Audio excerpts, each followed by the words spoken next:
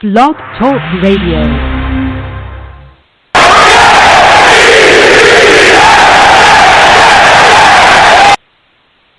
Good evening, everybody, and Happy New Year 2020. Welcome to another episode of Let's Talk Jets Radio. This is one of your hosts, Tyson Roush, who has pretty much no voice. So welcome to Let's Talk Jets Radio. Let me introduce the man of the people, Long Beach Joe. Happy New Year, happy holidays, and happy 2020. Hey, Happy New Year, everybody, man. Can't wait to talk about everything we got to talk about with the team. Can't wait to speak to the people. So I'm ready to get right into it. Listen, I'm the man of the people. I'm here for the people. Let me shamelessly promote our Facebook page. Everyone go on Facebook, search Let's Talk Jets Radio. Like that page. Our content's up there. Go ahead and give it a listen. Message us. We'll message you right back. We love going back and forth with folks about this football team. Also, leave us some feedback. We love hearing about what you folks think we do here on Let's Talk Jets Radio. So without further ado, let's go ahead and get into the show. I'm fired up. Yeah, I'm pretty fired up, too. And most importantly, happy birthday to Primetime. It's Primetime's birthday, so we want to wish him a very happy birthday. He's joining. We're making him work on his birthday, but I don't think he minds. You can find us on Instagram and Twitter at Talk Jets Radio. We're on YouTube, Let's Talk Jets Radio. And one other thing before we get started, we launched a mental health YouTube channel. So if you want to check that out, Primetime and I did that. It's called Let's Talk Mental Health. If you need more information on it, that's on YouTube. Check me out on Twitter, TRoush21. All the information is there. You see it on our Jets channel, too. So if you want to support it, spread the word, do whatever, it'd be super cool. And, Joe, I guess to get things started, we're entering probably one of the most important off seasons. I think we say that every year. But this is for Joe Douglas, a guy that everybody's put a lot of faith in. It was kind of be the savior of this franchise. He got a 6-year contract, and now he's got a ton of decisions to make in terms of free agents, possible trades, and everything else. And I guess what we'll start off with is this. Jamal Adams named All-Pro, had a Pro Bowl year. Mm-hmm. Do you give him a new contract before this season starts? Do you say, hey, you know what? This is the guy we got to build our franchise around. Let's get his contract done now, avoid the distractions, and show this locker room, like, listen, we're going to take care of our own, we're going to take care of our leader, and we're going to make a statement that way. Do you do that with Jamal Adams? Yeah, I would. I think that if this is the guy that you feel like you're going to go forward with, even though we kind of discussed trading him in the past, clearly the franchise took calls on him and seemed like they were, somewhere close to it to moving on from him. But if this is the guy that you feel like you can move forward with, if this is a guy that you feel like, hey, is one of the leaders in the locker room, which he is, he's a guy that, has been a big part of setting the culture here, then, yeah, you definitely got to get him signed because you don't want this market to keep going up and up. I think, like, Eddie Jackson signed a $58 million contract. I think he's guaranteed, like, $14 a year or something like that. So you're probably going to get up to around about that for Jamal Adams. So, yeah, if this is a guy that you feel like you can move forward and go, then you go ahead and you do it. I would do it. He's a guy, like I said, that's huge. I mean, this is a culture guy. We talk about this consistently. We throw that word around all the time around here, changing the culture and all this other stuff. And this is a guy that goes out there and makes plays. I mean, arguably, he's our best player on defense. I mean, you look at the numbers, even the sack numbers at one point during the year, might have been one of our best damn pass rusher at one point during the year. So, I would do it unless you feel like you can get some, kind of draft capital for him. And you want to move on to continue to build around Sam, which I don't know about that way, but, I would definitely keep him on the roster if I could, for a solid deal. Yeah, and I think it serves a lot of purposes. I mean, you said it. He's arguably one of the best players on the team. He's one of the best players in the NFL. And this is now a passing league where your secondary has got to be ridiculously versatile. So, like you said, he's a pass rusher. He's good in coverage. He's good against the run. He's a locker room leader. He's all these things. And the one thing is, now that he's eligible for a new contract, you don't want to be a distraction. Because, listen, Jamal, he's a team guy or anything else, but he is about the money. And he's going to want this contract. It's only a matter of time before it comes up. So just cut it off here, get the deal done, and you may make him the highest paid safety this year, and then next year he'll be the second highest and third highest because every year in the NFL, somebody's going to match the contract. They have the cap space. And if you look at it, they don't really have a lot of guys they have to re-sign. We'll go into another couple of other players coming up, but they have the cap space, and he's a marquee guy. He's a premier player. And the other thing he becomes, once you get this deal done, he's a recruiting tool for your team. He helps you bring in players because guys want to play with Jamal Adams. They like him. They respect him. They may not want to play for Adam Gase. He can help, him and Sam may be able to help recruit. So I think Jamal plays a big dividend there too. So to me, I think it's almost mandatory at this point, Joe. They got to get a deal done with him. They just do. Yeah, again, if they weren't able, to trade him, it didn't seem like, they were able to move him. So you got to get a deal done with him. And not just his ability to be able to recruit players, because he didn't have the past. That's how Le'Veon Bell got here. I mean, that's part of the reason, but we've seen how that kind of worked out, and it's not on Le'Veon Bell's side. But, one of the reasons why he was coming here was because Adams was constantly, hounding the guy, stalking him all over social media, calling him constantly.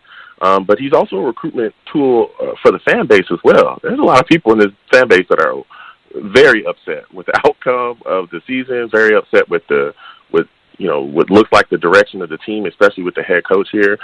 Adams can really help heal a lot of that stuff, especially when he sits down, he talks to the fans. He's one of the biggest faces of the franchise, one of the biggest faces to the fan base, period. Goes back and forth with him, talks to him constantly. They call him the Prez. I mean, he is beloved. I don't think there's a fan that hates this guy or doesn't like him at all. I mean, dude, he's just all about the people. So he could be big in that aspect as well. Yeah, I mean, you're saying he's an all-pro player. He's an elite player. And, I think at this point, the Jets, it's just a smart move to make.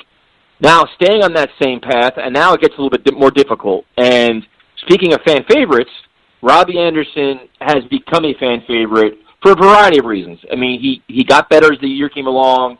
He's, undrafted guy that he made a lot of plays. He improves every year. His route running's gotten better. He's fighting for contested passes. But he's very smart, and he's going to test free agency. And I don't blame him 1 ounce because the NFL is a business. And now, Joe, it's how much are you willing to pony up to keep Robbie Anderson, and especially with the uncertainty surrounding Quincy Enunwa, who he wants to come back, but, I mean, I think at this point you really can't expect a lot from him. So what do you do with Robbie Anderson? He's going to want over $12, $13, $14 million a year. Yeah, to me, in my mind, I don't think this is nearly as hard as, the deal with Adams at all. I look at Robbie. I think he's a solid wide receiver. Love what he did for us during that season. I would not pay him $13, $14 million a year. No. He is not a number one wide receiver. He's not an elite number one wide out at all. At best, he's a decent number two. But he's not, he's not a number one for us. So I would look at him, I would say, hey, you're a solid guy. Here's $9 to $10 million. Maybe I stretch it to $11 million, maybe, depending on the years and stuff like that. But honestly, I would stick to my 9 or 10. And if he didn't want that, and he wanted to go test free agency and see what other teams were willing to pay him, I'd have no issue with that. And if somebody wanted to break the bank for Robbie and his speed, that's no problem at all, because I would move on. I would not blow the bank for him at all. He's not elite number one. He's not the number one that we need. I would move on and find something else. Yeah, and that's the problem we're going to have. And the problem we're going to have is that the free agent class in itself is not very strong. So a young player like him, you could see a team like the Eagles, all these teams that are decimated, that are winning teams that are looking for a player, you could see them overpaying for him. And that's the problem. Mm-hmm. And the Jets are going to have to make a decision where it's like, his fair market value, like we asked Joe Corey what his fair market value is. He said between $11 and $12 million. And I'm like, dude, for Robbie Anderson? I'm like, dude, that's crazy. And if that's the fair market value, there's going to be some kind of bidding war, because would you rather have Robbie Anderson or an old A.J. Green who keeps getting hurt? You know what I mean? You kind of get stuck. Yeah, I don't even think you have to have that, though, because I don't even think you have to look at it that way, because we could take the money. Would you rather have Robbie Anderson or a solid guard? Would you rather have Robbie Anderson or a solid tackle? Because this draft that's coming up has wide receivers in it. It's a pretty decently deep wide receiver class. So moving on from Robbie Anderson is not that tough. We can move on, especially if everybody is, absolutely screaming at me about how great Joe Douglas is, how great he is in the draft, what type of general manager he is. This draft coming up, he should be able to find us, a solid guy, or at least a guy that can do exactly what Robbie Anderson has done for way cheaper. So, I look at it like this. We can take the money that you would give Robbie Anderson, allocate it to other areas of need, and still address wide receiver in the draft coming up. And that biggest area of need, and I'm going to keep pounding the damn table. If you did not watch any games this year, then let me tell you something. This offensive line has issues, and I've been saying this for years. We have big issues up front. If you want Sam to get killed, don't invest in the offensive line because that's what's going to happen going forward. I want to see our franchise quarterback flourish. I want to see our franchise quarterback have a chance to go out there and make plays. It is time for us to invest in the offensive line. And I'm not talking about no damn second-tier offensive linemen like Spencer Long's trash ass or Ryan Khalil. I don't want any of those guys. I want top guys that are going to be there, and we can pay money to come in and make sure that Sam's going to stay upright. This is the year we need to do that, period. You watch any of the games this year at all, from week 1 to when the season ended, if you saw what was going on out there, that needs to change this upcoming season, and not just for Sam, but also for Le'Veon. I mean, we don't run the ball very much. we don't use him very much either, but damn, we could at least give the guy a chance to run somewhere when we actually do use him and decide to give him the football. He shouldn't have guys in his face before you hand the ball off to him. It is time to invest up front. Yeah, I mean, I think we all agree the offensive line's an issue, but if you're willing to let Robbie go and then say Quincy can't comes back, really the only receiver you're bringing back is Crowder. You're not worried about that? Well, Howard, no, because how would that have changed? Listen, Quincy don't ever play. I don't see why y'all acting like Quincy are new, and I love Quincy. Okay, I do. But Quincy never plays. Why are y'all acting like Quincy been healthy for the last 4 years? He's been hurt the last 4 years, and he's missed big time damn near every year. And it was big time this year. I don't think we should be even trying to lean on the option of him coming back because of the situation that he has. He has an issue with his spine. Like, he's had this neck injury. You know, this is some serious business here. His entire career is in jeopardy. So that's not something that we should lean on. We should honestly be counting on him not playing again or missing significant time again for another year. We should plan on that every year that he's here because he's done that every year that he's been on the roster. We need to start looking at those holes to fill. And if he doesn't come back or we decide to move on from him, to me, hey, it is what it is. You know, and again, I love Quincy. I love the way he plays. He's super strong when he is out there. He runs with the ball. He's fighting guys off. I mean, I love his energy. I love everything about him. But the guy don't be out there. He don't play. He misses a lot of time. It's time for us to get real and start addressing that. So, again, this draft that's coming up has wide receivers in it. We have capital. We need to use that to invest into that position. But we also would benefit greatly if we looked at this free agent offensive line class and the top guys in there, pick those guys up and get them on this team so that when we get into the draft, we can still allocate draft picks to the line. We can do that, but we can also use later round draft picks where it's going to be most important to hit, unlike what Mike McCagnon was doing here, and we can allocate that stuff to our wide receiving core and to our cornerback core. That's what we need to be doing. All right, so now we got Robbie, we got Jamal, then we got Jordan Jenkins. And for me, the one thing about Jordan Jenkins is he gets better every year, and he is I think he's, to me, by many people, I think he's underrated. He missed a couple games. He still went up in sack numbers. He's consistent. He's a leader. He's a high-quality, high-motor guy. And for me, Joe, I think he's a valuable piece, especially on this defense where, it's just we don't really have outside linebackers. Now, he's not your game-breaking pass rusher, but you can get that somewhere else. I think he's a piece that you bring back for this defense. I think he's valuable. And if you want to pay him $8 million a year or $9 million a year, it reminds me almost like a Calvin Pace kind of guy, but that's the kind of guy you bring back. He's a piece to the puzzle. Yeah, exactly. And that's exactly where I was going to the $8-9 million when I thought about him as well. But he is a guy that you need to bring back. Of course, he's not a game-breaking pass rusher. He's not a guy that's just going to take over and give you, 20-plus sacks a year. He's not a Bosa. He's not. But, damn it, he's good. He's good. And like you said, he is underrated. Plays solidly. He did get us some sacks this year in some moments, made some solid plays in some moments, was able to just go out there and be a lunch pail guy. That's a guy that we should bring back, a guy that works hard. He also sets the culture in the locker room as well. Big voice in that locker room, too. So I love the way he plays, and he's a guy that we should definitely bring back. Yeah, no, I agree. And that's a guy, you got to pay a little more to keep the one thing is, this defense, you have pieces of the puzzle you want to retain. Your defensive line has some valuable players. I mean, you have McClendon you brought back already. You have Quinn Williams, hopefully gets better. Henry Anderson, guys like that. Now the question goes, if you bring back Jordan Jenkins, I think you should do, what do you do with the middle linebacker position? C.J. Mosley hopefully comes back healthy next year. But Avery Williamson's the guy where you're like, all right, you can save some serious cap money here. Plus, you had James Burgess and Neville Hewitt, both who played very well in his absence. Yeah. Well, I wouldn't have any. I don't understand why we can't bring Williamson back, especially, that would be the year where, him and Mosley hopefully will be out there together healthy. I would like to see Williamson be brought back. I don't think we should cut him at all. And I don't understand why we can't bring back Hewitt as well as Copeland, too, to have solid depth back there. If you look at these other teams, you look at the Eagles. I mean, these guys, I don't even know who they even had out there most of the damn time. Yeah. I mean, they had a bunch of guys, depth guys. They got a hell of a coach. Yeah, that was a big part of it too. But I'm sure I'm just going to talk about some of the guys they were able to put out there. The depth guys who were going out there and making plays as well, and that's what we need to be worried about too. Often our team is really top heavy. We have good guys, but our depth sucks. And then we down the stretch when guys get nicked up and go down, we see the issues there. We should be able to Williamson being brought back, Mosley being there. That's fine. We're not going to explode. We got money, but we can also bring these other guys, Neville Hewitt, like I said, Copeland, bring them back for depth and have them going out there playing. So we should move on from Williamson. He's a solid backer. We saw, he's very solid in run support, does his thing out there. There's no way we should move on from him. We shouldn't open up another big hole in our defense. That guy should be added to our defense because I think, Greg Williams with him and Mosley on the field together, can you imagine what his scheme is going to look like next year? It's going to be crazy.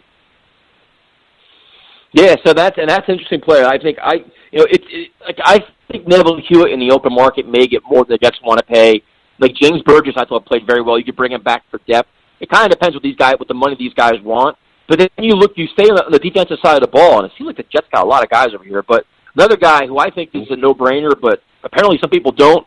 To me, Brian Poole should come back. Like I listen. Yeah. The thing about the NFL is you pay corners. Corners, no matter if you're good, bad, or otherwise, they get paid. It's a passing league. These guys make money, and you can't penny pinch. When you penny pinch, you get a bad secondary. If you want to let Darryl Roberts go, which I think pretty much everybody does at this point, dude, bringing back Brian Poole to me is a no-brainer. Yeah. Yeah, it is to me as well. That secondary, that cornerback position was atrocious all year long. So you definitely want to bring back one of the guys that was at least one of the, bright lights in that secondary. I mean, you want to move on from Tremaine Johnson, who I can't wait to get rid of his ass as soon as possible. You want to move on from guys like Roberts, who was ass. I mean, he even talked about the fans, get his fake ass out of here as well. But the guy like Poole that showed, hey, he could be a solid corner out there, at least a solid slot guy, which is big, especially in the NFL, you bring him back. So I would like to see him brought back. It doesn't have to be a big deal at all. It doesn't have to be a huge, long deal. Maybe a 1-2 year deal. That'd be fine, and we can see what he can do, going forward. But he's definitely a guy that should be on this roster next year. No, I agree. To me, there's certain players that, another player in that same mold is Arthur Merlette, who, just came out of nowhere. They kind of threw him into playing time. He struggled a little bit, then he came on. And it's like, you talked about before, Joe, in terms of the depth and roster guys. And you got to build out a roster where you can't be top-heavy, have, 6 guys that make a ton of money, and the rest of the guys are all street players. To me, it looked like Arthur Merlette kind of thrived in a system where it's like, he's a restricted free agent, but he's the kind of guy you keep around. Like, these players like that is what you want, that team-first mentality. They fought. They faced all kinds of adversity. To me, it's like a no-brainer with him as well. Yeah, I mean, he's a guy you can look at and bring Merlette back. Again, like like I was saying earlier, depth guys that have shown you that when they come in, they can provide some pop and they just don't completely fall apart. You keep those guys in the roster. So he's a guy that can add something to, the teams defensively. So I would keep him around as well, as long as you don't have to, and I'm sure he won't garner anything super crazy out there on the market, but as long as you're not breaking the bank for him, then yeah, go ahead, bring the guy back and put him in that depth spot and let him help you. Now this I'm just going to ask this one because I have to, but what are your thoughts on bringing back Demaryius Thomas? We need to move on from him. Demaryius made some solid catches. He had a lot of drops last year as well. I'm going to be nice about this, you know what I'm saying? But, yeah, it's time to move on. It's time to get younger at the position. I understand, bring in all these old-ass guys that used to work with Adam Gase back when he worked with Peyton Manning. Peyton Manning is not on this team, okay?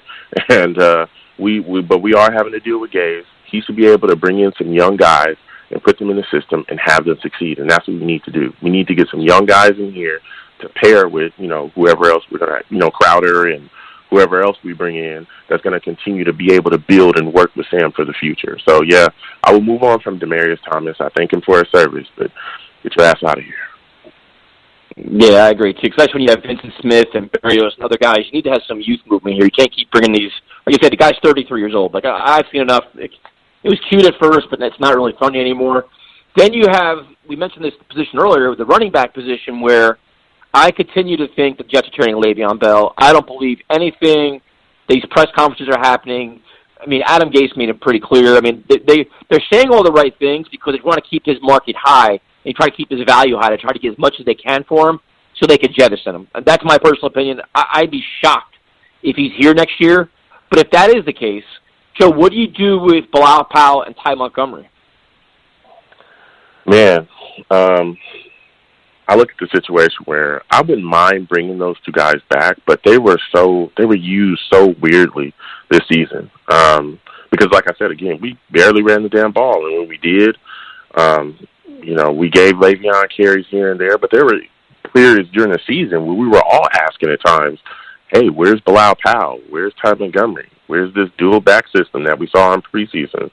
When are you going to use these guys? And then they were used, and then there were times that they weren't. And then there were times when, again, Bilal Powell, I remember he had more carries in a game after that Bengals game. He had more carries in that game than Le'Veon Bell had the game before. So, I would bring those guys back. I mean, Bilal Powell looked like he had some, same speed, same burst that he's had always.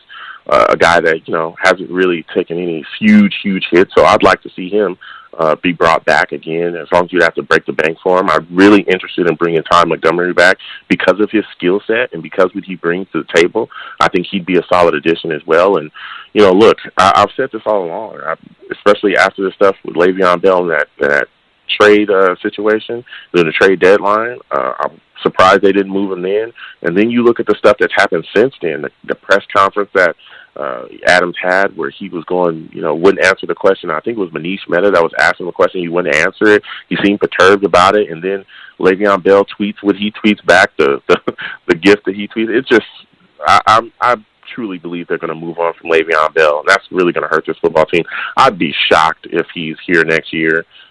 Just with all the stuff that's going on, it looks like he's been frustrated as well with his lack of usage in this offensive system. And I think that Adam Gase really thinks that he doesn't need him. He can do it without him. And we've seen that time and time again throughout the season. So the whole pettiness and drama and almost a circus atmosphere that's been around that is completely ridiculous.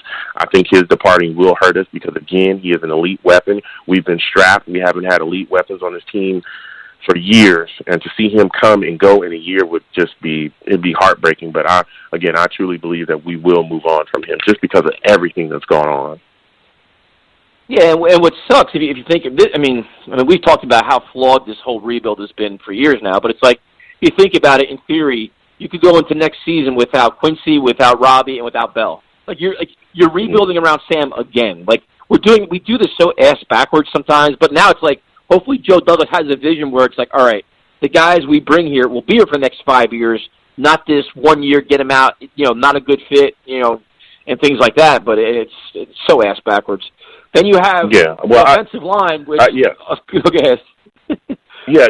I mean, like you were saying, in theory, you would think in theory that, hey, in this period where you're looking to see if you, like you said, you're going to rebuild or you're looking to move on from guys, you should be trying to identify pieces that will help Sam going forward. You should be trying to identify your most potent weapons to give Sam a chance to become and raise and be that franchise quarterback. And I don't know how the hell Le'Veon Bell isn't the highest on that list. I don't get it. And, I mean, I do get it because Adam Gase doesn't understand how to identify and use talent. But, I mean, damn, this guy is amazing. I mean, he's one of the best backs in the league. I mean, you look at the numbers, you look at everything that he can do out there on the field. It's completely ridiculous, but it is what it is. Yeah, I mean, it is. Yeah, like I said, you got to identify building blocks. You got to get a young nucleus on offense, which right now they don't really have it. You look at it, it's infuriating. Like, you're like, all right, where are our building blocks on offense? Well, we don't know who our center is. We don't know who our left tackle is. We don't know who our number one receiver is. We're hoping that our number one tight end emerges, and we don't have any running backs. So we're going to trade away the best guy. You look at it like that, Joe. You're like it's so funny because we do these videos on YouTube, and people keep calling me negative and a hater, and you're a same old Jets fan. I'm like, I'm not. I'm like, just look at the offense minus Sam Darnold and all the uncertainty, and where are your building blocks? We don't even have one on the offensive line. Like, we don't have one offensive lineman say, you know what, that's the anchor of our offensive line. We don't have no anchor on offensive line. That's to be determined. Our number one wide receiver, to be determined. Our number one running back, to be determined. Like, how am I being negative? That's just called facts. That's called reality. Like, Joe Douglas has his hands full building this offense around Sam Darnold. And everybody, he'll just draft these guys. That's great. I mean, we don't have 30 draft picks. The Miami Dolphins do, but we don't. I mean, he's got to be creative, dude. Like, we need a lot of pieces of the puzzle here. Yeah, we do. And I think a big part of that, and I know we're going to talk about the draft, but I think a big part of that is going to be trading down possibly. And, again, that's why, I think that Le'Veon Bell being traded is probably pretty high on their list, too, because they're going to see whatever type of capital that they can garner from that, even though I think that his trade value is nowhere near as high as it would have been if we would have moved him during that trade deadline, because anybody calling about him is going to say, well, look at his numbers, or look at this. He didn't perform that well this year. Why should I give up a first and, whatever else you're asking for him? Why should I do that? So you can thank Adam Gase for tanking his trade value. But I tell you what, there's a lot of question marks in this team, particularly on offense, and it sucks because we finally found a guy in Sam, but we're hampering him with these issues. So I'm hoping Joe Douglas can figure it out this offseason. He's got capital, he's got money, he's got drafts. He's just got to figure it out. Yeah, and then there's two more pieces of the puzzle that will go to the phone calls. I apologize for my voice. I'm quickly losing my voice here. Alex Lewis, Joe, to me he played pretty well on the line, a versatile guy. Yeah. And we can't have 5 Pro Bowlers on the line. I think Brian Winters, we all know, is pretty much going to be gone. Would you bring back Alex Lewis? Absolutely, yeah. I would definitely bring him back if for nothing else, is for depth. He's a guy that can definitely provide some spark off that bench on the offensive line just in case one of our guys go down. Again, I'd still like to see us attack the offensive line via free agency and definitely via the draft, but he's definitely a guy that you can look at and identify and say, hey, this is a guy that is a versatile guy, can play different positions on the offensive line, and can come in off that bench and really provide me some type of assurance so that if one of, my right guard goes down, things are not just going to fall apart, So, yeah, I would definitely bring him back. And then the last one, which I know your answer, but I'm gonna make a case to bring him back, is Kelvin Beachum. And the reason why I'll say is I'm worried about where else they can find somebody, and that's my concern. Like I'm worried about Joe Douglas finding a replacement for him. But I mean, I'm pretty sure you don't want to bring him back, though.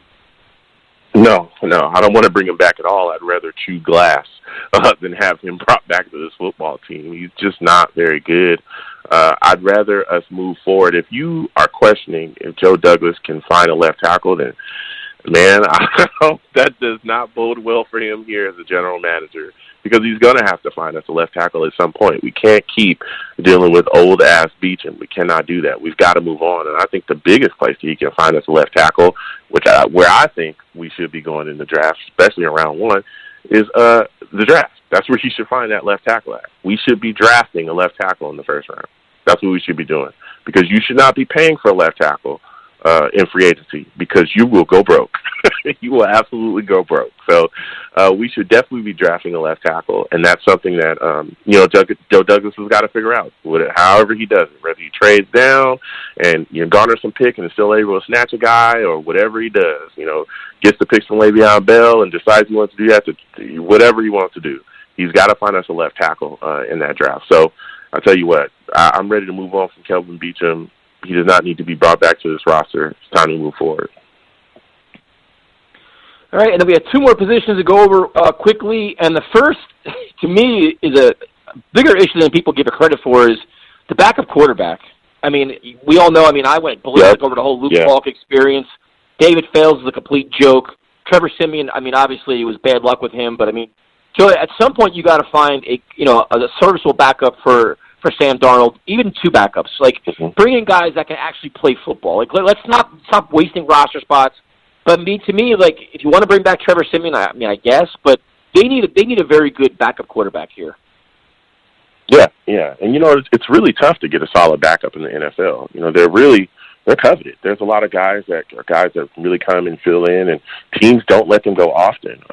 I'd like to see Trevor Siemian brought back. I think he was decent before he was getting smashed because there was next to no protection, and Adam Gase wasn't really kind of figuring out the game plan and trying to make him do, what he does best, just kind of threw him out there with next to nothing and didn't really help the guy out. So I'd like to see him brought back, and maybe we get an undrafted guy or take a late round draft pick on maybe a quarterback, a guy that has some upside that we can bring in, like 6th, 7th round late. Don't start tweeting me talking about I don't want to see us take the quarterback in like the 3rd round or something like that, super late, or maybe even an undrafted guy, and bring him in, and we should, kind of work with him or something like that. But I definitely like to see Trevor Siemian brought back. I think that he could be the guy to kind of, even out that backup role and really be a solid fill-in for us.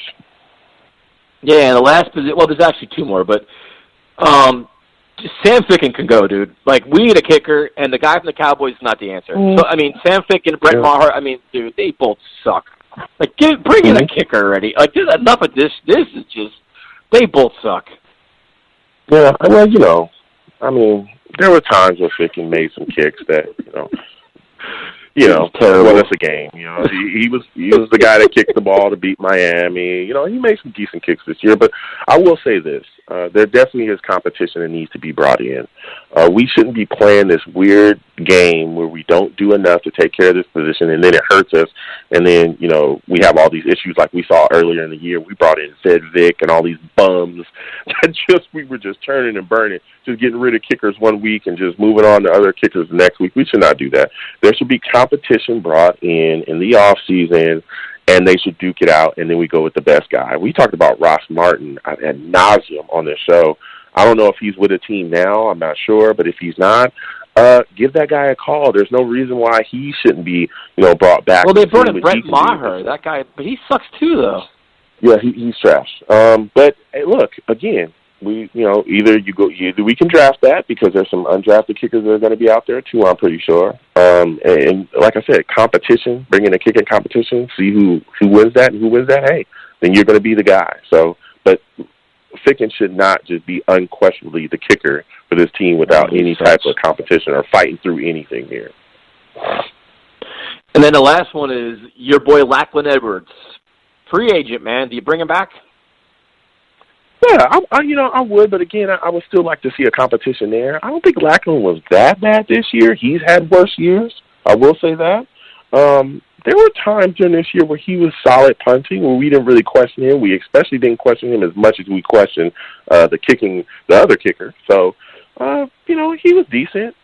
But I definitely like to see some competition brought in for him as well.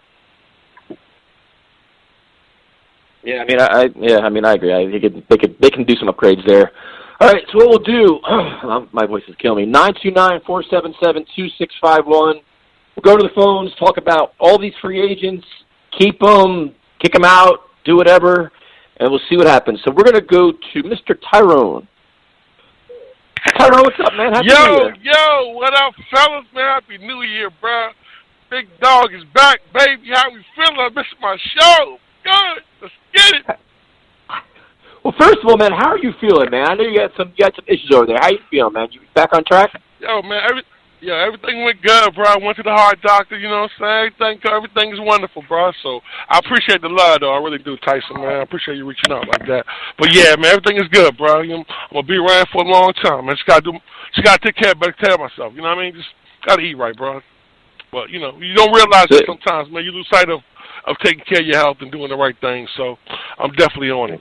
But you guys have killed it today, bro. Like y'all have covered everything, and you were dead on.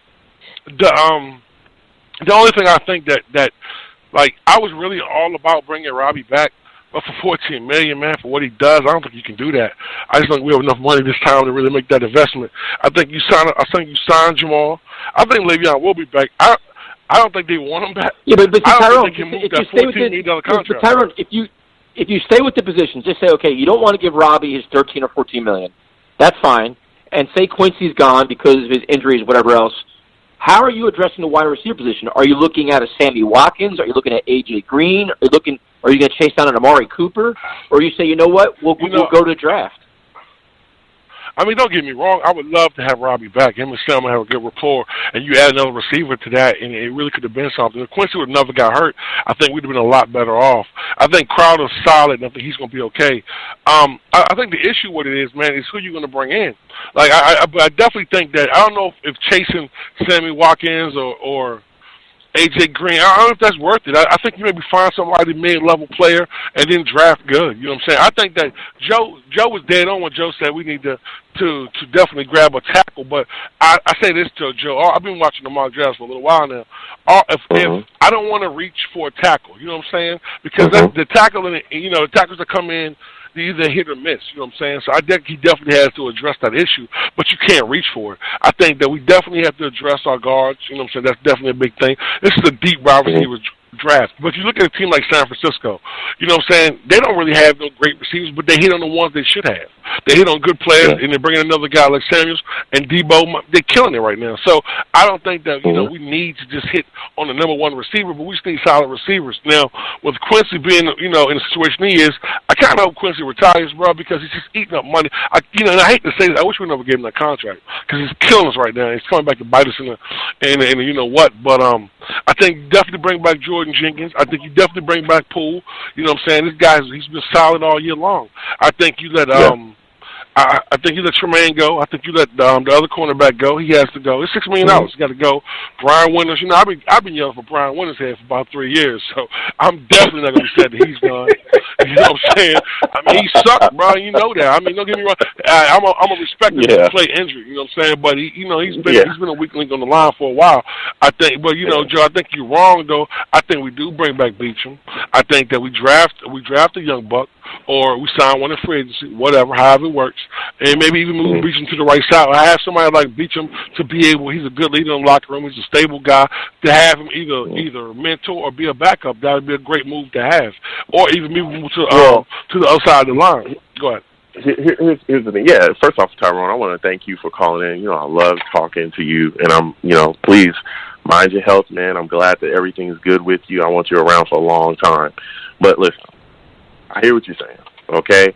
I want to move on from Beachum because it's about that time. You know what I'm saying? I've been saying this for a long time. Anytime that you can get one of these tackles that's going to be coming out this year, and I don't think we'll really have to reach. Honestly, I think there's some tackles that might actually fall to us. And again, we'll talk, about the draft later on. But there's a real chance, because I think we're at 11. I think we draft at 11 right now. There's a chance that one of those tackles, one of those top tackles will fall to us. It could be right there. So I don't think we have to reach at all. And especially when you look at the being position of need, we saw Beachum this year get crushed, especially earlier on in the season. We saw that. We saw the effects of what that was having on the offense. We saw the offensive line completely implode.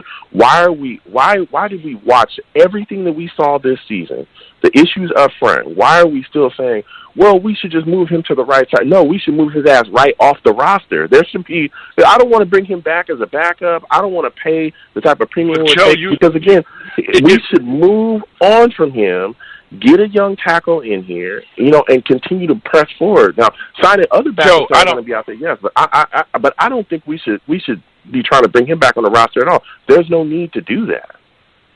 Joe, you are absolutely correct to a point. But listen, Joe, if you let Beachum go, we're going to have to replace both sides. You know what I'm saying? I mean, because, our left and right side was weak.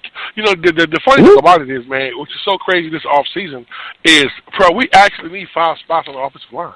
That's unheard of. I mean, we need 5 spots on the offensive line.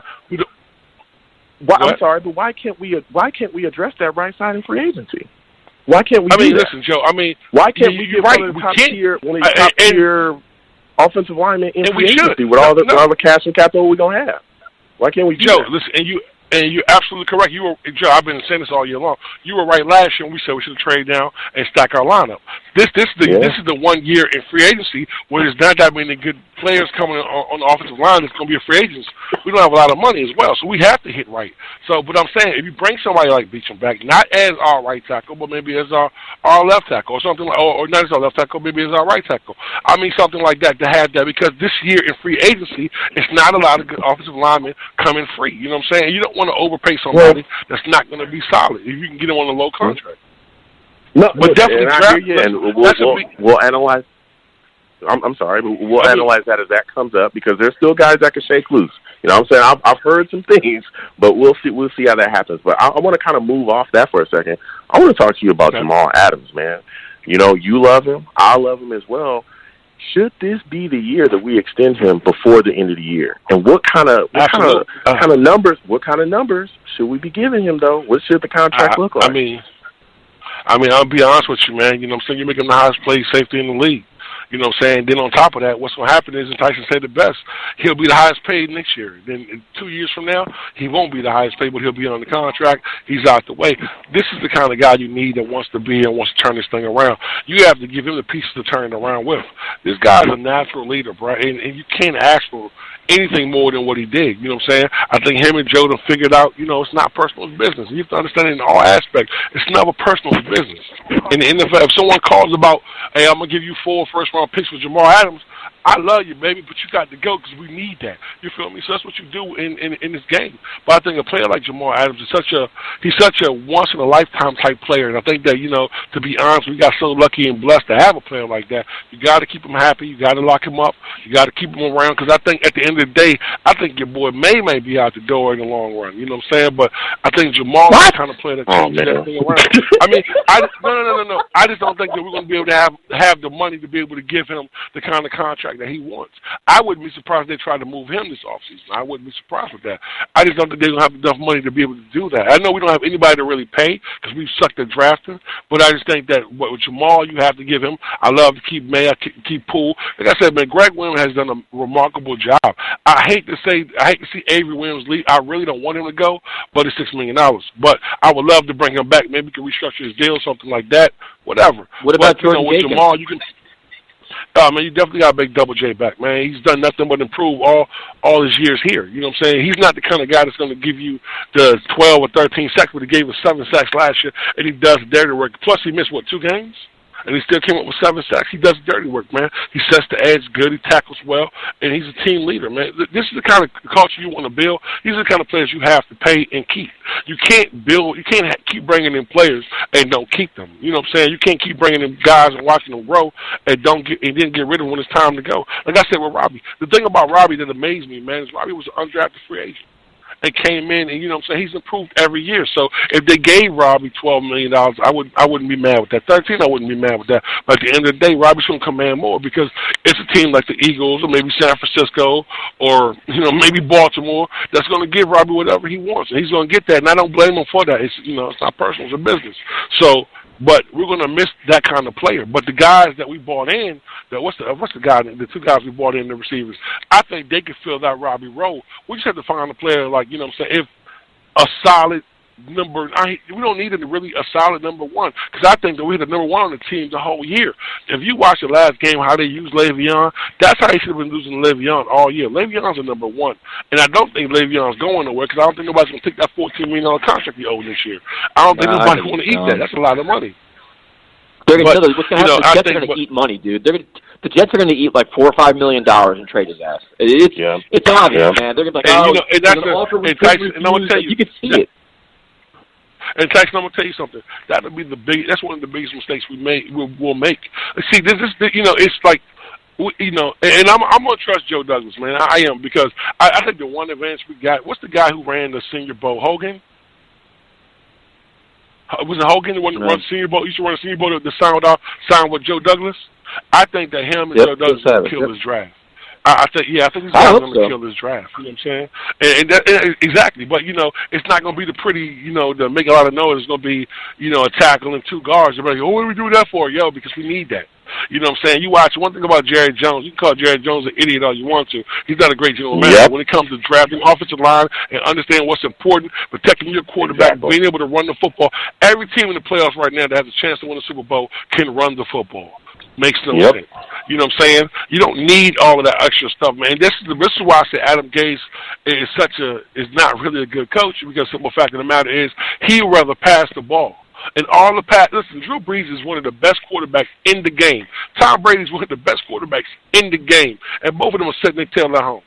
Bottom line, it doesn't work that way. Look at him. Aaron Rodgers would have been home right now if he wouldn't have had probably one of the best running backs in the league right now, and they fixed their offensive line. This is how you win football. I don't care about trends, man. You know what I'm saying? I told my son this, man. You know what? You can do all the little dances you want. The two-step never fails, baby. It's classic. It works. You bread and butter. You run the ball. Me and my man Robbie Jersey have been going back and forth on Facebook about Le'Veon Bell. You know what I'm saying? And Robbie, you know I love you like fat kids love cake, man. But I'm telling you, Le'Veon's a beast. If we let Le'Veon go, I promise you, wherever he go, he gonna kill it. Oh, well, you know what? It was Le'Veon Bell. Nah, it was the coach. You know what I'm saying? You have to adapt. That's why I have such a problem with Adam Gase. He's not willing to adapt. He's so stuck in his ways. That's why he's going to be out you know what though? But here's. I mean, but before we look down the whole Adam Gase thing, we'll keep saying the players. But the one thing I keep in mind is Joe Douglas is part of this now. Like I'm done leaving Joe Douglas out of the equation now, because according to him, he is the last say on personnel. He is the final voice. So if that's the case, I'm tying his name to these moves as well. I'm not giving him a pass anymore. Joe Douglas is on the clock now, dude. His honeymoon's been over. His honeymoon was over when he brought in Ryan Khalil, and Ryan Khalil didn't work out, and he blew the kicker, and he blew the backup quarterback. Joe Douglas has been far away. He's not invincible, man. And he's got a lot of pressure on him. This is his baby now. And I beg to differ on one thing too, man.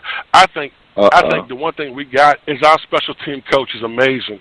I think the kid from Dallas, man, got talent, man. He just needs some help. We have a great ass arm. We have man, bro, listen. Listen, no, he can't kick short kicks, Tyson. But 62 yards, baby, he dead money, baby. Listen. My God. He can make the 60 yards, but the point answers are a problem. Tyrone, thanks for calling, man. I'm glad you're feeling better.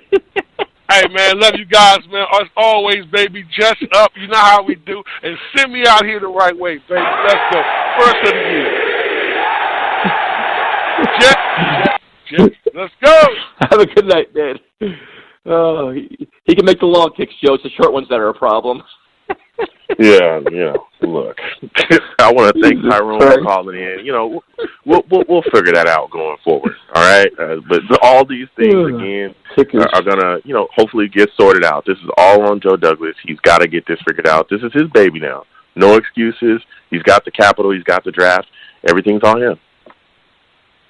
And the one thing, too, is apparently it looks like as of right now the Jets aren't making any changes to their coaching staff, which to me I find ludicrous. I mean, obviously Gates is coming back, but if you do self-scouting, all right, the offense didn't perform up to standard, and then it's okay, the offensive line, which we wanted Frank Pollock fired week 3, week 4, week 5, week 6, I mean, up until week 12, until he started playing bad teams, we wanted him fired. He's staying here, and then you have a coach like Bill Callahan, who is arguably one of the best offensive line coaches in football. He was here with the Jets when they had the run with Sanchez and all those guys, with Damian Wood and all those guys. He's a legitimate, excellent line coach. It's so unfortunate, Joe, that he can't come here to help improve this while they rebuild their offensive line. Yeah, well, hey, look, that's on Adam Gase. Period. Yep. That's on Adam Gase. I mean, maybe Adam Gase just feels like he can't work with Bill Callahan. Hell, you never know. Maybe Bill Callahan doesn't want to work with Adam Gase. Whatever it is, he's not going to come here, more than likely. So we got to work with what we've got. You don't like the offense, you don't like that the offense doesn't produce, you can talk to Adam Gase, because Adam Gase is the offensive genius that we brought in here. Who are you going to blame? Who are you going to fire for that? You're going to fire Darryl Loggins?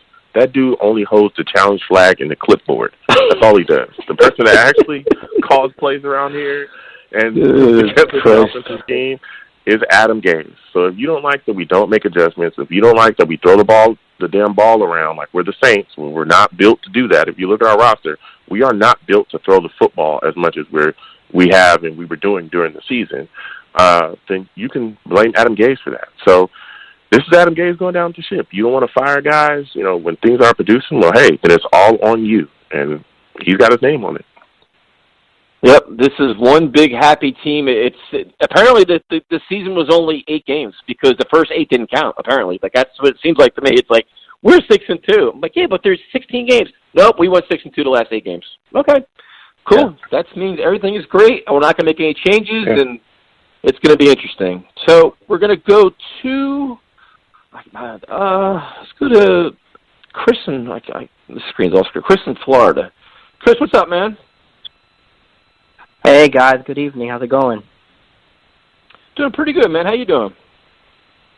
I'm doing well. I just got back on. Had to do a couple of quick things, but it's nice to be the first-time caller. I've been hearing the discussions about who should stay and who should go. Well, Tyson, Joe, you better brace yourself because I'm not going to bring the fire. Oh, no. I'm going to bring in the blaze, all right? So, here's the thing. First of all, I don't trust Gase at all. I don't trust the coaching staff, and I do not trust the owner. And I definitely don't trust the draft picks that we get. Because every time I look at the draft, we always get the wrong positions when we know that our weakness is the offensive line. And yeah, but this is Joe Douglas' first draft, though, so we can't. It's his first draft, though, so we don't even know what his plan is yet. He's an offensive line guy, so he's supposedly going to. That's like his primary goal. Unlike McCagnon, that's what Joe Douglas is all about. He's all about the line. So that's the one difference. True. Well, I suppose since this is his first time here, I suppose I'll give him a chance. But the one, I've been hearing a lot of your podcasts lately about the future for Le'Veon Bell, and let me tell you something. The thing is, if Adam Gase does not like Le'Veon Bell, let me tell you something. First of all, that's not up to him to decide because we, the fan base, and hear me out, the fan base, we all love him. And just like Joe said a few podcasts ago, he's like one of our offensive weapons. And we need offensive weapons to protect Sam, okay? First of all, yeah, Sam. The fans don't matter. The Jets have already proven that. They don't care about us. Exactly. They kept the coach. Yeah, but here's the thing. That's the thing. Mike, and then here's the piece that really confuses me. How is it that the supposedly offensive guru, which I don't believe, who sucked this year, somehow, for some reason, I don't know how, got Miami into the playoffs? It makes no sense. But that's like I'm still trying to figure that out, and yet he couldn't do. He couldn't do it. He couldn't do it with us. Yeah, it makes no sense. Yeah, look, and I want to thank you for calling in, and Chris, I think we've gone back and forth on Facebook as well. It's good to hear from you. But listen, I understand your frustration. I hear you. In the past, yes, there's been piss poor drafts. That's one of the reasons why we had to get rid of McCagnon. We didn't do it necessarily at the right time, but we did do it. And Joe Douglas has been brought in to try to help clean up some of these issues. And one of the things you talk about, I've talked about it well ad nauseum, is the offensive line. And he said, hey, football starts with winning in the trenches. And so to me, that means that he's going to look at some way to kind of help rebuild and fix this offensive line from the issues that we have. So I expect him to go into this draft. I truly do expect him to go into this draft, not just the draft, but also free agency, and address the issues that we have along this offensive line because, they're glaring. Anybody to watch any game at any point, any time you watch the Jets, you could clearly see that there was issues up front. But I kind of want to go to the defensive side of the football with you first because you're bringing the fire, man, and I want to get your thoughts on Jamal Adams. Do you think that we should re-sign him before the end of this season, man? And if so, what kind of contract would you give him? What would the numbers look like? Of course, we should re-sign him. He's like one of the best defensive weapons we've got. Look, whatever he wants, it's a risky move, but whatever he wants, we'll give it to him. We need defensive weapons. We do, and I haven't been watching a lot of the games lately, for reasons because of the struggles and because of the, of the poor playmaking and poor coaching and stuff. I got furious about that. But I did see some of the highlights, and I've seen him well played and the sacks he's done. Of course, we should keep him.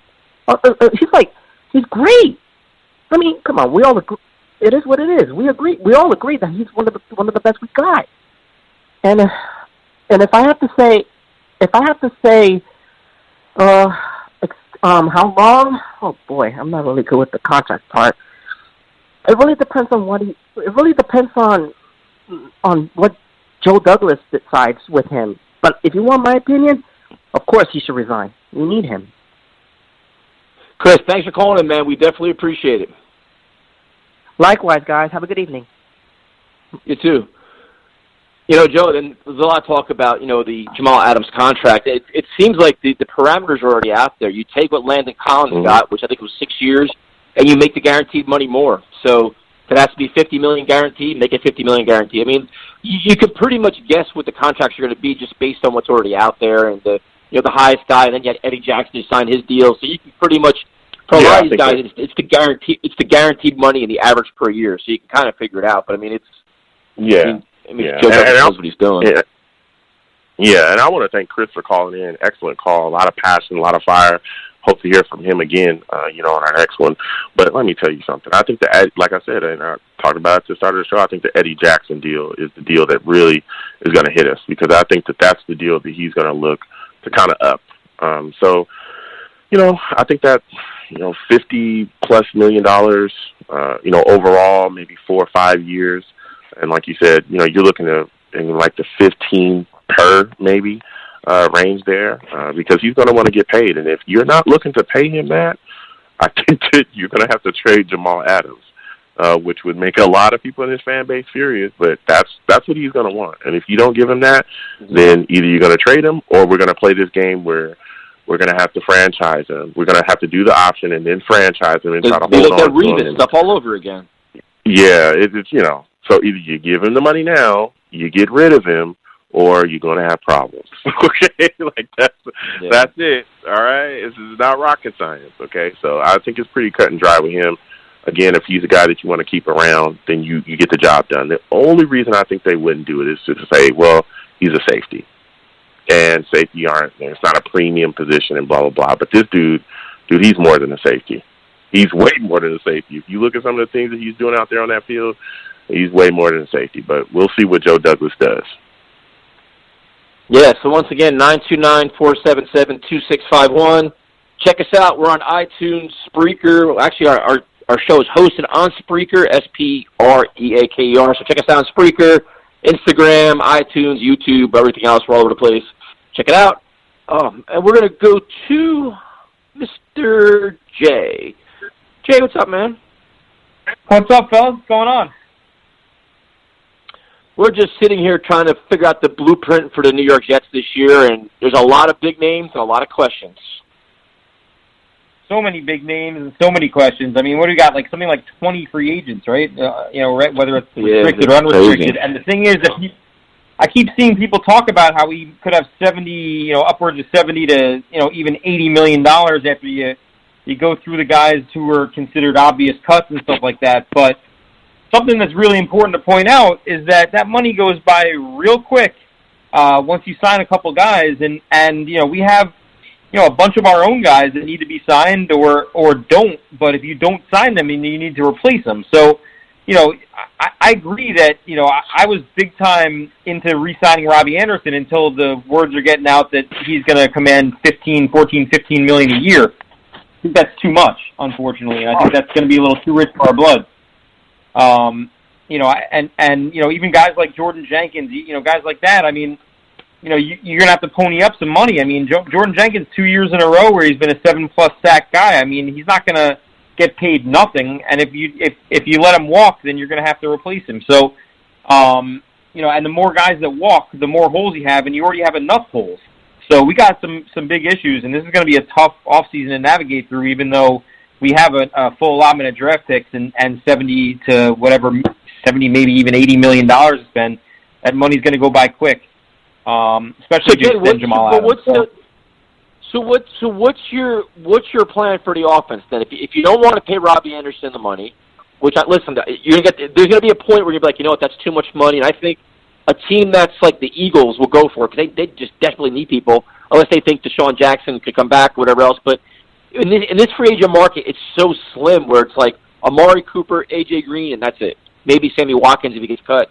If Robbie Anderson gets that big money and Quincy doesn't come back, so then you have Jamison Crowder and Berrios and Vincent Smith. I mean, does that concern you, or you say, you know what, Joe Douglas can just draft somebody, and then you add in that Le'Veon Bell can be traded, then you have no running backs.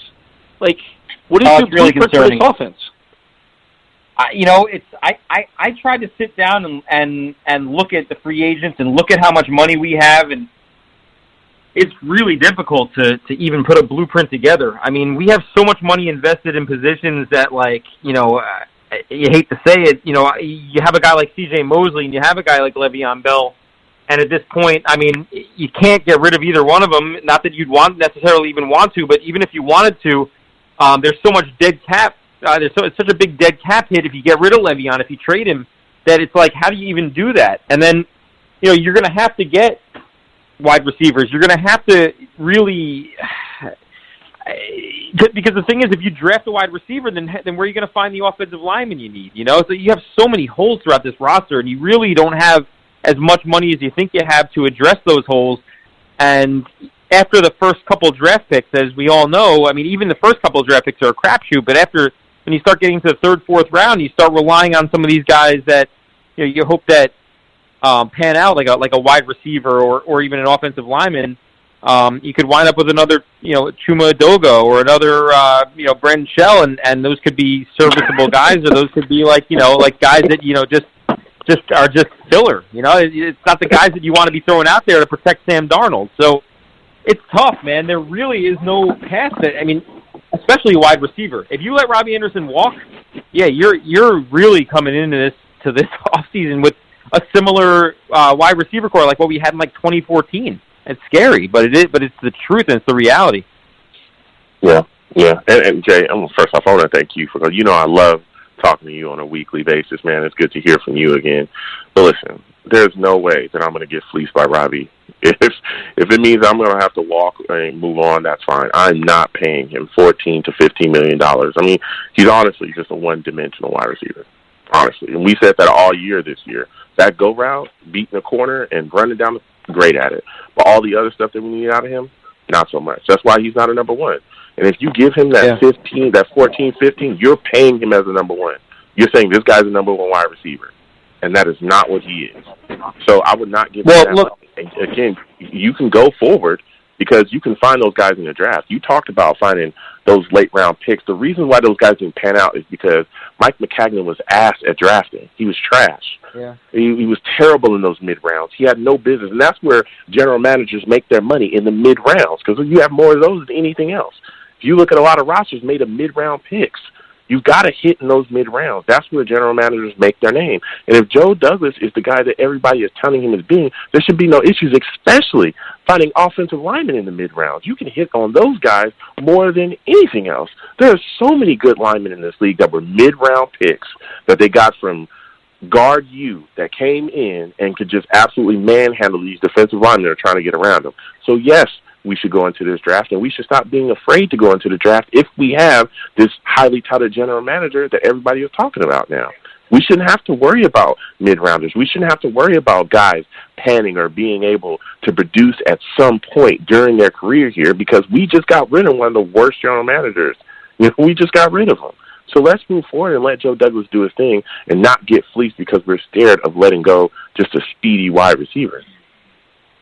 Oh, no, I'm with you. Listen, $15 million is too much, man. It's just too much. You can't give Robbie Anderson $15 million. I thought all along that you were going to be able to get him for 9, 10 tops or something like that, but 15 is just too much. You don't have the money. You can't go out and spend money that you don't have, and that's the way you put yourself in a salary cap hell when you start doing stuff like that. And Robbie Anderson, unfortunately, and we love the guy, and he grew up in this, undrafted guy, you saw him catch a lot of touchdowns here in his time here, and eventually you'd like to see a guy who signs a second contract here. You just don't have too many of those guys around here, but at the same time, Robbie Anderson is not a $15 million a year receiver, or hasn't proven to be that at least, because there's games where he's a non-factor. I mean, there's definitely games throughout the year you could look at the stat sheet where he lights the stat sheet up and he scores, a couple touchdowns and burns, 120 yards, and then you look at other games and he'll have one catch for 7 yards, and you can't give a guy like that $15 million. Not a wide receiver. You just can't do it.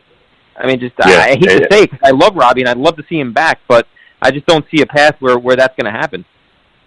Yep, and like I said earlier as well, that $15 million that I guess anyone would think about paying him, you can take that and allocate that to other positions of need on this team, like corner, or again, I'm gonna keep saying this, offensive line. There's guys out there that could be out there that we could really use here, and we could take that money and allocate it to that position and really help bolster this offensive team. So, but I want to move on from that. I want to talk to you about Brian Poole, man. What are your thoughts about bringing him back from a year, and what's the most you would pay him?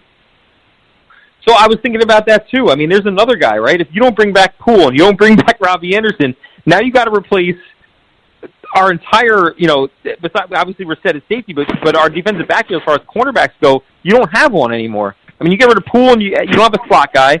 You don't have a number one. You don't know what you really have in Bless Austin. I mean, he showed up, but who knows if he can be a starter in this league going forward. He got benched for one bad play, which I found crazy. So I think you're going to have to bring back Poole, at least to shore up that slot. He was real good this year in that spot, and I don't think it's going to break the bank to bring him back. But you're going to have to pay him. I would imagine, you're probably going to have to give him a 2 or 3 year deal, and somewhere in the vicinity of $7 million, $8 million a year, something like that. And it's going to be costly. But again, if you let him walk, you better figure out a way to replace him. And we already got holes on the offensive line. We got holes at wide receiver. We got holes at cornerback. We don't have an edge rusher. So you can't replace all that in one off season. And I would bring back Poole. I would bring back Jordan Jenkins. I'd try to get Burgess back for depth. I mean, I don't think it's going to break the bank to bring him back. I think he earned a contract. The rest of these guys, it's just going to be what's it going to cost to bring him back. And I think that Robbie is definitely on the outside looking in, and I think that Poole's a guy. If you don't bring Poole back, man, good luck. You have 8 draft picks, and you're going to try and replace 2 starting cornerbacks and a slot corner. A slot corner. You're going to try and replace. Could be 3. You're trying to get an edge rusher and 3 guys on the offensive line. Good luck. Good luck. That's the one thing. It's like everything. Like we do all these different things on the Twitter account. It's like, oh, just draft him, cut this guy, just draft him. I'm like, first of all, like if you draft 8 guys, you hope 4 hit, maybe 5. Like you're not. We've already learned this lesson over the years. Even the best drafters don't get 100%. You're looking for 50% impact players. Then it's like you got to find all these other like just quality players, and you want to cut half the team. Like you said, you got to replace them all, and that costs money. So this is going to be interesting, man. Like we have all this blind faith in Joe Douglas, and you hope he's a football guy. He's got a great front office. He's revamped all of it. But the biggest question will remain is how much say does Adam Gase have? Does Joe Douglas really have the final say? Who's the tiebreaker? All these things. It's going to be fascinating, man. Like I don't know if I'm excited or nervous or scared.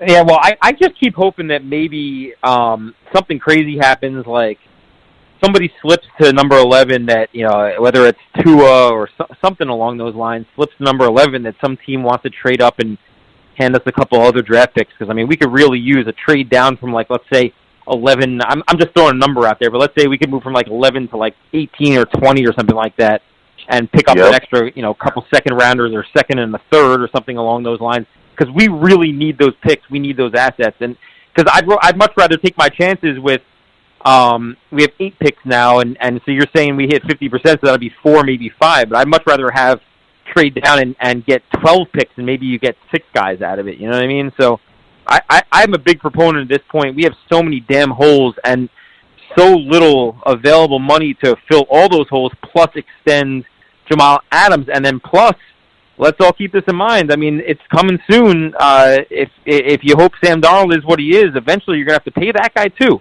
So, and that's not that far down the line. So, I mean, the money just, it seems like you have a lot, but at the same time, it's just, eventually you got to start extending some of these guys that you want to keep around. And, I mean, it's just, you extend Jamal and you sign an offensive lineman, I mean, that could be $30 million right there. $25, $30 million. But you can get creative with the way you handle the cap and you defer money. There's ways to get around all that stuff. Yeah. They have but then you're paying plenty later. of wiggle room, but the problem is, but dude, the salary cap goes up every year too. The problem is they can pay these guys. The only problem is they have so many friggin' holes. They need so many other players. That's the problem. There's so many holes. They can holes. afford to have a big contract. They have to pay. It's I'm not gonna get worked up. It's the long off season, but it's Joe Douglas has his hands full, man. He really does. He does, man, and it's.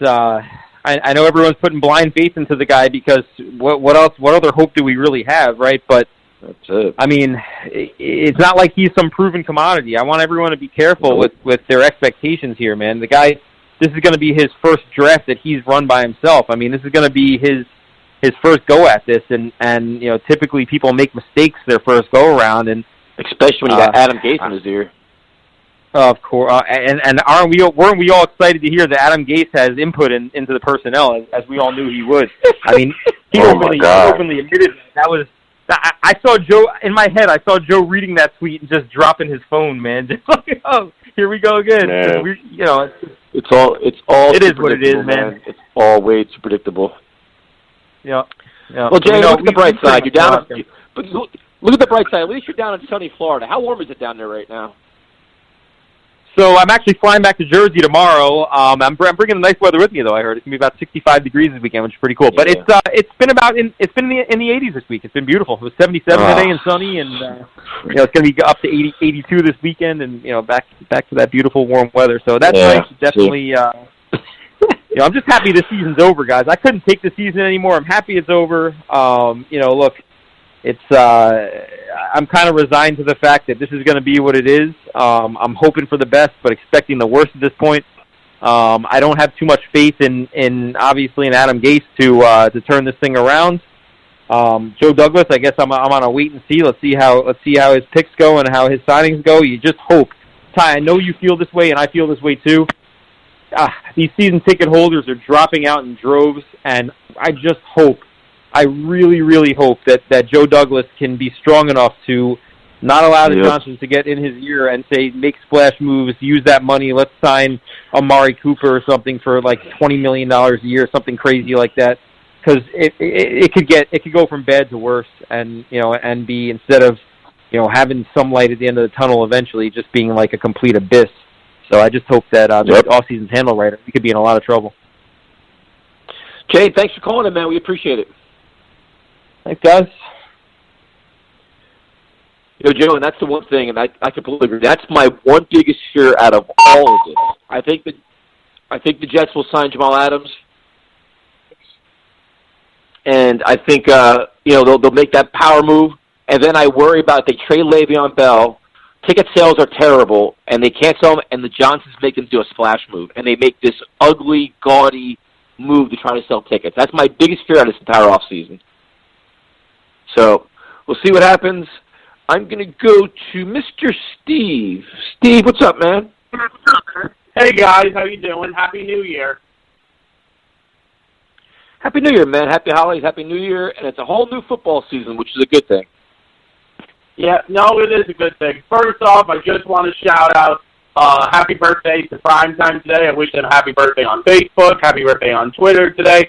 So happy birthday again to the Primetime producer of Let's Talk Jets Radio, Mr. Kevin Thurskin. I guess the first thing I really want to say is now, I messaged this to you earlier today on Twitter, Tyson, but I guess I want to ask you this question. I know Joe, and I'm going to ask Joe the same thing. Would you rather have Joe Douglas as our general manager, or would you rather have David Gettleman? That's an easy question, Steve. Nobody likes Gettleman at this point. Right now you got to have faith in Joe Douglas that he hasn't proven anything yet. He's made some good moves, some bad moves, but he has a lot to prove, man. But right now Gettleman's on the hot seat just because of the coach they hired, but he also had some good drafts too, man. So I can't hit on him too much, but right now I'd go with Joe Douglas. I know. Yeah, no, that was something I just wanted to bring up first. And then also, let's all just be happy, too, that New England and Buffalo got eliminated on Saturday in the playoffs as Jets fans. Yeah, we could be happy, but if we're being very honest with ourselves, right now Buffalo's ahead of us, and they have a nice young team. They're developing. They're minus the game on Saturday, they're well coached. They're a team on the rise, man. The Patriots could be a mess, but the Buffalo's a team on the rise. So I'm glad they both lost. But going into this offseason, I mean, Buffalo is legitimate competition for us. No, it is. No, they are. I agree.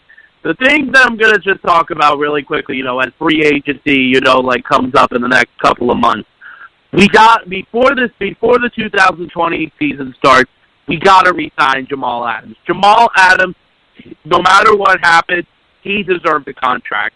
He absolutely deserves it. He's a locker room leader, one of the best defensive players in the game. He deserves a contract. And as much as I love Robbie Anderson, to me, he's not worth $14, $15 million.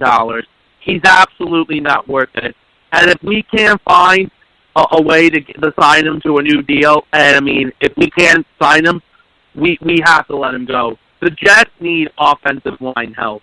They need offensive line help, and it is something. But we also, before we go into the offensive line, I'll let you talk about all this. But it's easy to say let Robbie go. That's fine. I understand it. You don't want to pay him, and then I think it's safe to say Quincy may not be back. So now you're down to Crowder, Vincent Smith, Berrios. Who are your receivers, and who are going to be your running backs if Le'Veon Bell gets traded? Like, the whole goal is to build around Sam Darnold. The offensive line, it's safe to assume it's going to get rebuilt. But what are you doing for playmakers? No, I mean, the thing is, the way of how I look at this is, if I'm looking at receivers in free agency, there are other receivers in this league that are better than Robbie Anderson are. Like, for example, like Amari Cooper is up there, and so is Sammy Watkins. Like those two receivers. Okay, Amari Cooper. If you don't want to pay Robbie Anderson $13 or $14 million, Amari Cooper's getting $19. You're going to pay Amari Cooper $19 million? Yeah, no. I wouldn't want to go after Cooper if Cooper is going to be asking for money. But I mean, Steve, you got to keep in mind the free agent class isn't very good. So all these teams that are desperate for wide receivers, they're all going to be competing for like 5 guys. The class is terrible. There's not a lot of guys out there. So you're going to pay premium dollar if that's the route you want to go. No, and the thing is, though, like if let's say if the Jets do stay away from the receiver position in free agency, I wouldn't mind if like in like the second or the third round if they went for receiver. But the thing is, though, the way of how I see this now with offensive line is, we've had 9 different starting offensive linemen this year. I mean, and there were times when we were getting Sam killed out there. You can't have Sam Darnold or whoever's Sam Darnold as our quarterback and have him play with 9 different offensive starting linemen. You can't do that. Yeah, listen, Steve, and listen, I hear you, man. I don't want to thank you for calling in. I love talking to you about this team. Look, I agree with you. This offensive line needs to be addressed, and I'm hoping that Joe Douglas does do that. I'm hoping he has a plan. I'm hoping it includes, picking some guys up in free agency if there's some solid linemen out there, especially the top guys. I don't want any of these bottom-dwelling offensive linemen that we signed in the past with long injury histories not interested in it. We need to make sure that we address that, and then, again, continue to properly address it in the draft as well if there's still needs there. I even heard a little bit about what you were talking about, man, about this wide receiver course. I know you want to stay away from Amari because he's going to want some money, but I think what I was kind of hearing you saying, what I was taking from your message and your tape, because you spit that fire, is you don't want to find that lower-level wide receiver, those guys that kind of steals out there, a little diamond in the rough. You don't have to go after the big-name guy. You can go after guys who are just going to be able to fill the role. Say we get rid of Robbie, you still got Crowder. If you go get yourself a solid wide receiver in the draft, which is going to be out there because it's a pretty deep class, you can either get 2 in the draft or you can sign up a guy like Deontay Burnett or any of those other guys that can be out there, those fringe guys that can continue to add and give you production from that slot spot is going to help you out. That's something that we can do. Am I correct with that, Steve? Is that what you were trying to say? No, I mean, yeah, it is. I mean, and the thing is, when you look, it's just that if those receivers are going to be asking, for way too much, if they're going to ask for way too much, Joe Douglas needs to stay away. And the thing is about what I do trust in Joe Douglas is that Joe Douglas is an offensive line guy. He is an offensive line guy. I mean, he helped make the offensive line in Philadelphia better, and I'm hoping that in this offseason for 2020 is that he works on that offensive line so we can protect Sam and not get Sam killed. Yeah, and I'm right there with you, Steve. And I want to get your thoughts on this, too. I want to go to the defensive side of the ball with you. What are your thoughts about Brian Poole?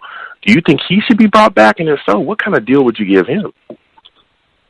No, he absolutely deserves to be brought back here. I would love to have Brian Poole back. I'd give him a 2-year deal.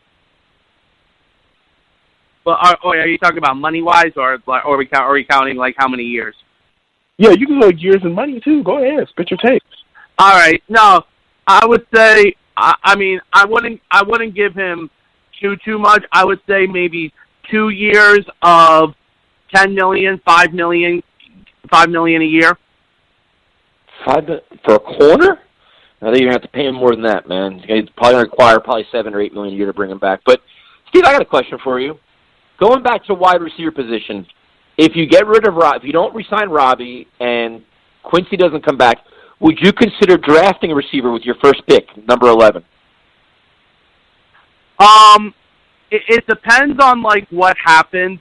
It depends on what happens in the draft. Like, I know one player, if let's say the Jets don't be aggressive in free agency, and let's say if it does have to come down to the draft, I know that the guy who is expected to be, if he, let's say, is available at number 11 for us, which I don't think he's going to be, that's that offensive lineman from Alabama. I think his name is Anthony Thomas.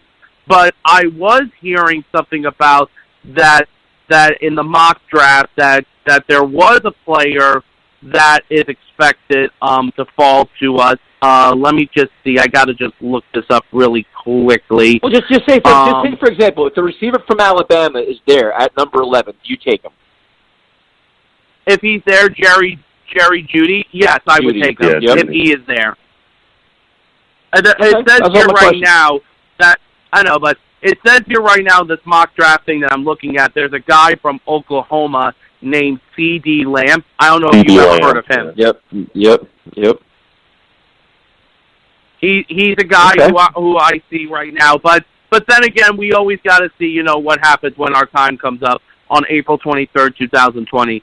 It's just now. Here is the thing. One last thing I'm just gonna say. Now, this offseason is the first time that this is on Joe Douglas's hands.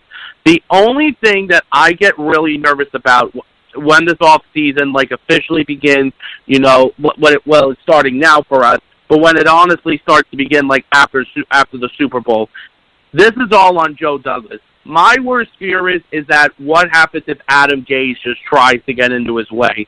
It's just Adam Gase's job is to coach the team. He's not he can't get into Joe Douglas's way because Joe Douglas has the final decision. Yeah, I mean, I have a bunch of words. I have Adam Gase having a say, ownership having a say if they can't sell tickets. I mean, I have all kinds of concerns, and you got to worry about Joe Douglas in terms of what contracts he's giving out. I mean, he gave Ryan Khalil a lot of money. That didn't really work out. I mean, he's got a lot to prove in terms of contracts, all kinds of stuff, dude. I have a lot of concerns. Well, here and here is the one thing also too is which I really hope happens too. I'm waiting until Tremaine Johnson finally goes. As Joe said earlier on the show, please get Tremaine out of there, please. Yeah, I mean that's fine. You can get him out of here, but see, he has to go obviously. But then you look at it, if you don't re-sign Brian Poole, I mean you basically need corners.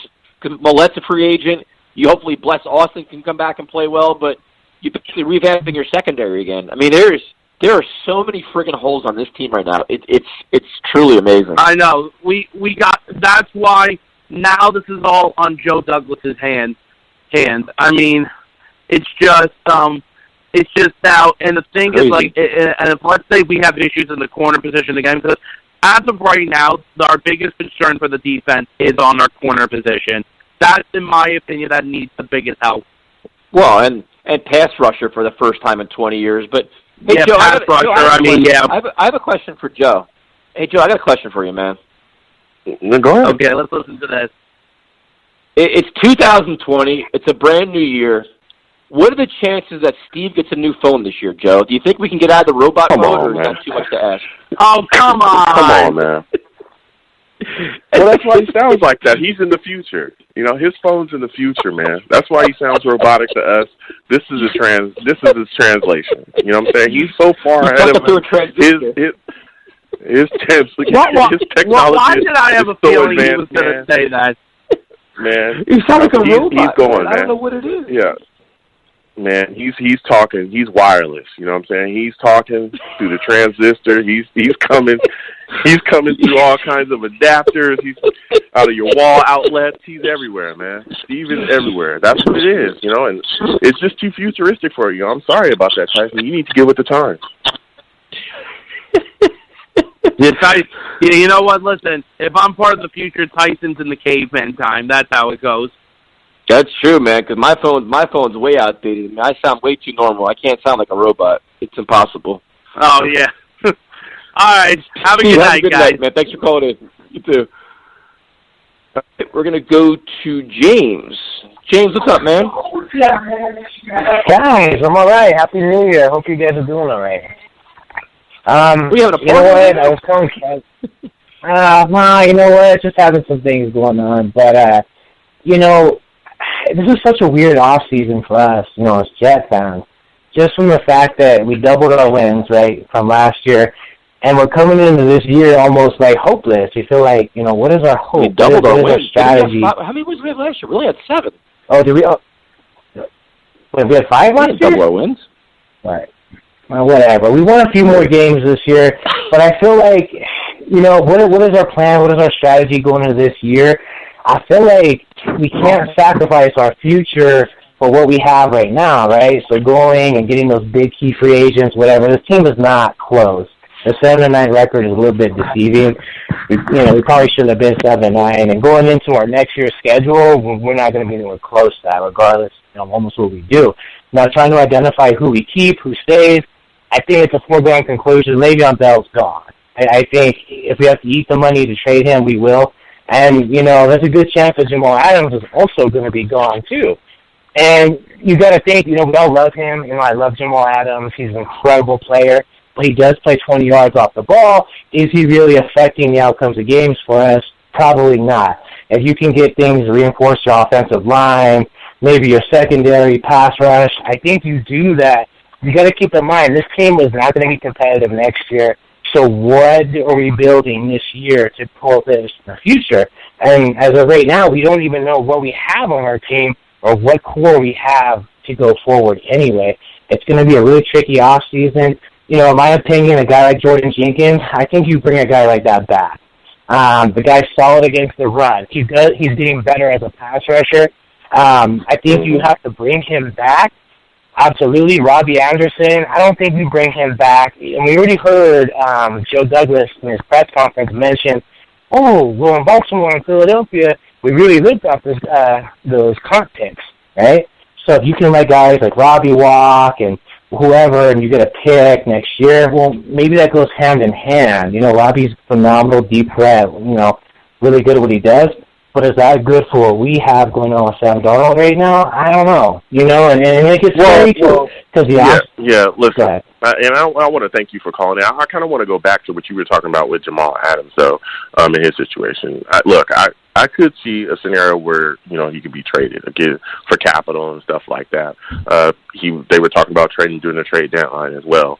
But I think when you look at him, again, you can make an argument that, yes, he's a safety, but he doesn't just play 20 yards off the ball. This dude was moved all around in the scheme this year. It was actually Marcus Maye that they played yards off the ball and asked him to just not let guys get behind him. He did a solid job doing that. But, I mean, Jamal was all over the place. This guy was he was rushing the passer. He was getting sacks. He's one of the top sack leaders on our team. Like, he was out there doing everything, and he was making plays, you know. So, I understand, you know, wanting to move on from him because you look at him and just say he's a safety, but the impact that he had for us defensively was tremendous, and I don't know if you could just move on from that. But saying that, and you also talk about Le'Veon Bell as well, moving on from him too because of the issues they have with the Gays. What type of capital do you think we can garner from moving on from Le'Veon Bell? What kind of trade, you know, bait could we get for him? How many picks do you think we will be able to get to move on from him? Whatever that looks like to move Le'Veon, it's going to come at a loss for us. I could see us moving him for like a 6th-round draft pick, to be honest, just to get rid of that salary, just to whatever, get rid of that headache for Gase or whatever. And I'm not a Gase guy. I mean, I don't really like the idea of that. But just seeing, you know, what we have, you know, from this year, I do think they probably move him for a 6th-round draft pick, and they eat $4 million, right? I think that's probably going to be the most likely scenario. I think Jamal, you probably send him. Let me put it this way. I don't think Marcus May and Jamal Adams are playing together next year. I think one of them gets moved. And if I'm a betting man, I think it's going to be Jamal Adams because they're going to think, oh, we're going to get multiple picks. We're going to rebuild our offensive line, this and that, whatever. And, you know, Gase has already had those bad relationships with Jamal Adams, you know. So we have, you know, I do think. In this offseason, they're going to trade both Jamal Adams and Le'Veon Bell. The fans will riot. Yes, they won't be able to sell a ticket I do think so. They're going to trade both of them? No. Good Lord. I do think they'll move both of them. No way. Do. I mean, dude, they would be able to sell a ticket for 2 years. The fans would boycott the entire season. There's no way. I don't think so. You know, the only way you'd be able to do that, the only way you'd be able to sell the fans on it, if you trade Le'Veon and you trade Jamal Adams, is you'd have to make a splash trade. Like, you take whatever stuff you would garner from those 2 trades, you take some of that, pour it into the draft and draft an offensive line and draft and build the offense, and then try to make a move like get Odell Beckham or something like that. Mm-hmm. Somebody that's out there that's been talked about being traded. Let me tell you something. We trade for Odell Beckham, and if we actually get him, there'll be some fans that will be back.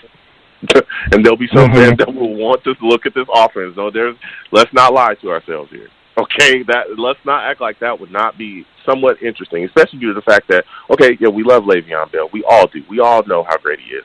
Adam Gase ain't going to use his ass. So you might as well get rid of him. I'm telling you, that would be the thing. You might as well move on from him. Look, Jamal Adams, great player. We all love him. He's just a safety. That's what they're going to say. He's just a safety. We need pass rushers. We need this. We need that. What if we took all this and really helped Sam and put it and sold, hey, if we get Odell Beckham, when Odell Beckham's here, we're going to be scoring 30 points a game. You don't think that some fans are going to buy into that? Absolutely. Let's not fool ourselves. You know, I love this team. I love the Jets, but I think there's some Jet fans, you can pretty much sell them anything, and they're going to, wow, you know, look, we got this and that. And you know what? Like, you know, I've been a Jet fan long enough to know, like, to see through that crap. You know, and I'm sure they'll figure out something. They'll weasel some trade or get some old player or whatever and make people think, wow, and that's what they're going to sell us. Well, this team was 7-9, and we're going to upgrade all these positions, and now we're going to do this team is probably 2 years away from being like in a playoff contention, and we just have so many question marks, guys. Like Sam, I love Sam Darnold, but if I'm going to take my biased opinion out, has he really shown us he can be a franchise quarterback? To this point, no. Right? So there's questions there. There's questions along, the offense and the offensive line. And this rebuild, this what we need to be successful, this is not going to be this offseason. And I think that's what Jet fans have to embrace. Well, we're not going to fix all our holes this year, and we're probably going to lose some players that we kind of... Yeah, but James, you know what, though? They have enough draft capital and cap space to do enough to be competitive next year. And, the one thing I don't want to do is go to next year saying, you know what, we're going to be 5-11, next year is going to suck. No. You need to put together an offensive line. He's had this entire year to identify all the glaring problems and figure out a plan how to rebuild this team. Because the NFL now is you get 2 years, you can turn it around pretty quickly. We see it. You saw it this year with other teams. Teams come out of nowhere every year. So the first step is rebuild the offensive line. If you rebuild the offensive line, you have a chance to win any game, especially with this defense. So I think you just got to be smart. I don't. You know what? I don't think we're that close, guys. I think we might be able to make some moves this year, but I don't think we're going to be like a one-hit turnaround. I don't know if Sam's good enough. I mean, look at what we've seen from Sam in general. When he goes against top-ranked quarterbacks, they just lose. And in most of those games, they're not even competitive. And I know there's a lot more to it than just that. But at the same time, looking at hold on. Sam played against the Ravens and played fine. He played against the Steelers. I mean, he didn't. I'm sorry, Joe. Sam also beat the Cowboys. It's not Sam. It's the friggin' play calling. Yeah, Sam also beat the Cowboys this year. The Cowboys, I think at the time, were the number one rated offense in the league. Yeah. So I don't think it's Sam. I think the problem here is, and I will agree with you, we didn't see Sam take that gigantic next step. I said that. I've been saying that for a long time. We haven't seen him take that gigantic next step, but I don't think it's because of Sam. It's because of Adam Gase. That's why. Because he needs that guy to come in and help him take that next step. It's Adam Gase. It's this garbage-ass offensive scheme that he has. As a matter of fact, the offense didn't even take the next step or get better until Sam went in his office and addressed it. That's when the offense started to turn around. When Sam went in there and told him, hey, you need to step it up and change this because this ain't working. So the fact that he had to do that, he's being hindered by a garbage-ass offensive coordinator. So, yeah. Absolutely. That big step, but it ain't Sam. Right, and I think, honestly, guys, the offensive line has to be foremost, number one. And you know what? It hurts because you remember those days where we get rid of John Abraham, right? And we get rid of guys like Jonathan Zellman, guys that you just love, you know, or even Darrelle Revis. You know, we kicked him away the first time in order to try to do better for the team, and none of those things ever worked out for us, right? We thought we would get something, and well, maybe the John Abraham thing did work out because you ended up getting mangled. But anyway, like, for the most part, those things don't usually work. And then, guys, I'm a little skeptical with Joe Douglas. This is, Baltimore, Philadelphia, the dumpster fire that is the Philadelphia Eagles. They got annihilated in the playoffs. And they had, like, you know, nothing. Annihilated? Dude, it was a game in the... Wait. The Eagles, they didn't get annihilated, dude. They lost a close game, and they were playing third and fourth stringers. I mean, they were down to their backup quarterback, no receivers, and the fourth-string running back. And they were still in the game in the fourth quarter late. Like, Doug Peterson should be coach of the year of what he did this year with that team. They were decimated by but Joe Douglas, you know, he's kind of a part of that, picking those plays. But anyway, like, I mean, you know, we'll figure that out. But I think we have to prepare ourselves. The Eagles, they are a very, very good team, man. They got destroyed by injuries, and they were still very competitive. That's just their depth they have. That's a good sign for Joe Douglas. No, I'm not. You know, I'm going to disagree with you there. No, I think the Eagles. I think what they should have done a lot better, right? That's a different team. That's a different story. That's a different team. But I mean, I think we have to brace ourselves for losing, you know, Jamal, Le'Veon, and the way things are sounding, we're probably going to lose a lot more guys. And I don't know. Maybe they're going to go draft a few guys. But I feel like, you know, if I have to pick one guy to be back on this team, it has to be, you know, in my opinion, Jordan Jenkins. I think he is a great piece for us. He's a hard worker, really good for the younger guys who we're going to be bringing in, trying to change this culture. I think that's someone you want to keep. Robbie Anderson, I think, hey, let him go to Kansas City, let him go somewhere where he can just take the top off the defense, get that comp pick. I don't really think you really have that thought of bringing him back. I think he's already gone. There's a few guys too. They got Tyreek Hill. Well, I think you could use another one. I think you could, because you got to think. I mean, Sammy Watkins, is he going to be back? Probably not. You bring a Robbie Anderson there? Wow. You know what I mean? Or Philadelphia, just a deep threat kind of guy. You know, and we're going to have to figure out how to, you know, get away from that. And I think Robbie did have a good year this year. There was a lot of games where he was open in a lot of those games. We just couldn't get him the ball due to our offensive line. Now, is that like a factor for us to consider in re-signing him? I don't know. You know, I think Sam's going to need a different kind of receiver to be successful, a guy who can do more than one thing, upgrade that tight end. Well, tight end is fine. But he needs, different options. I disagree, dude. I completely disagree. I think Sam can flourish in any kind of receiver. I think he just needs quality players. You can have speed guys. I mean, you have Jamison Crowder. You just give him a good complementary group of receivers, and Sam will flourish. At some point, your quarterback makes your receivers better. He spreads the ball around. He makes everyone better. He throws the ball into space. You have good play calling, and everybody moves around. That's how it works. Like, Sam should be an asset. Like, if the receivers don't make him, he should make them. Like, I think he's that kind of quarterback. He can do that.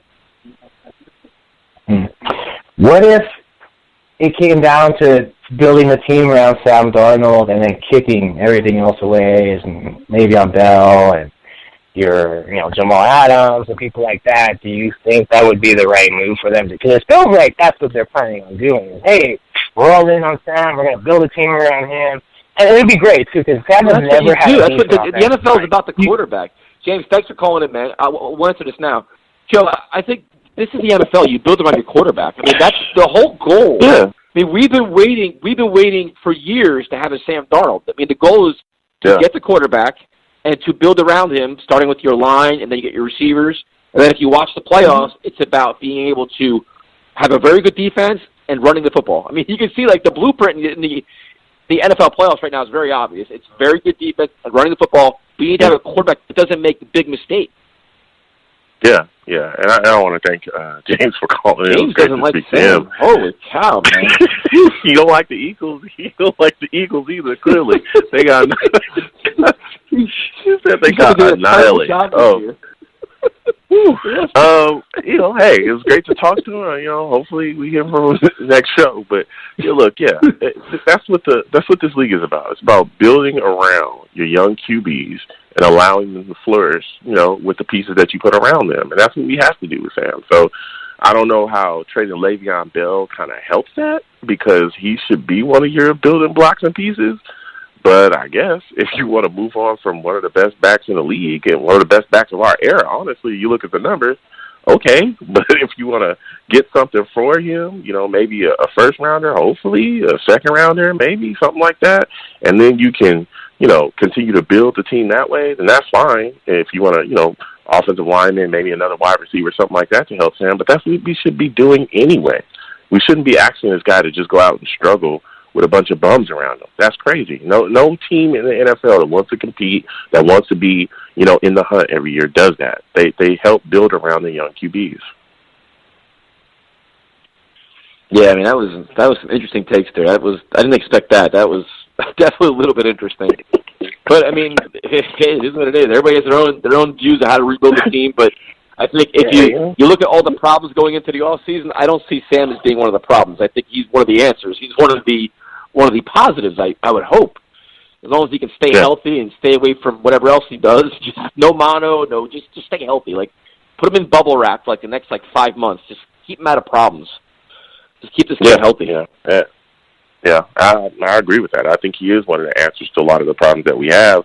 I mean, one of the biggest problems we have is Adam Gase and his garbage scheme, but we've even seen Sam kind of overcome that at times, especially when he's able to check into other plays, when he's at the line. He's saved us a lot of times, but he can't keep doing that and we saw that throughout the season, where there was just times where you can't ask him to go out there and do things, and make these splash plays and just be over-the-top special every play. You got to give this guy some help, and that's what we've got to do.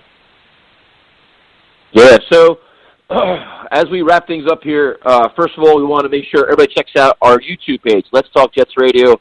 Plenty of content on there. Instagram and Twitter, @TalkJetsRadio. Happy birthday to Primetime. Thank you to all callers. I apologize for my voice. I'm just pounding cough drops like crazy right now. And Let's Talk Mental Health. We have a YouTube channel. Check it out. It's all over our social media, so you can see it there. And, Joe, it is your time to shine in this new 2020 year of Joe Douglas. Yes, listen, I'm the man of the people. I'm here for the people. Let me shamelessly promote our Facebook page. Everyone go on Facebook, search Let's Talk Jets Radio. Like that page, our content's up there. Go ahead and give it a listen. Message us. We'll message you right back. We love going back and forth to folks about this football team. Also, leave us some feedback. We love hearing what you folks have to say about what we do here on Let's Talk Jets Radio. I'm also on Twitter as well, @YoungJ00. Go ahead, follow me. I'll follow you right back. You want to troll me? No issues. I am the troll that lives under the bridge. I will troll you right back with no problems. I will have my Darnold jersey on. I'm hoping that this guy can continue to move forward next year, and really show us something. But I have faith in him. So, again, follow me. I'll follow you right back. We can go back and forth. I'm also on YouTube as well, @YoungJ00. That's 2 zeros on YouTube, 3 on Twitter. I do weekly videos. I'll continue that throughout the offseason. I'll talk about the Jets. I'll also continue talking about the playoffs as well. So go ahead and subscribe to my content on there as well. You want to troll me on there as well? No issues. I will troll you right back. No problems. We can go back and forth on there as well. And as always, people, when you see me in person, it is arms out, chest open. Yeah. This is New Year. You know what I'm saying? I'm not letting the hate get in my way at all. This is 2020. It is time to move forward, all right?